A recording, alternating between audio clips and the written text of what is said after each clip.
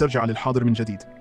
اليسار واليمين يبصوا ليورو كويس، وبعدها يركعوا قدامه ويقولوا أهلا بالسيد الجديد، بس بعدها على طول يبصوا لبعض ويضحكوا.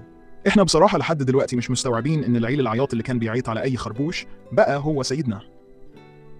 أما ديرا فكان واضح جدا إنه يعرفهم من زمان، وكأن بينهم تاريخ طويل، وده معناه إن الأسرار لسه ما بدأتش أصلا. قبل ما يكملوا أي كلام، الشخصين الغامضين بيكشفوا عن نفسهم، وبيتضح إن العالم كله عارفهم باسم خدام التسوجاي، واللي عملوه من شوية كانوا هم اللي وقعوا الطيارات لأنهم شافوا إنها بتهاجم الأبرياء وبتدمر كل حاجة قدامها. ديرا بقى بيقاطعهم بسرعة وهو على أعصابه، وبيقول يا جماعة افهموا، إحنا في ورطة كبيرة والمشاكل جاية علينا من كل ناحية، ساعدونا ننزل من الجبل بسرعة. لكن الاتنين يبصوا له باستغراب ويقولوا إيه يا عم الاستعجال ده؟ إحنا ما بناخدش أوامر من أي حد، سيدنا يورو هو الوحيد اللي ليه حق يأمرنا، غيره مع السلامة. وفي اللحظة دي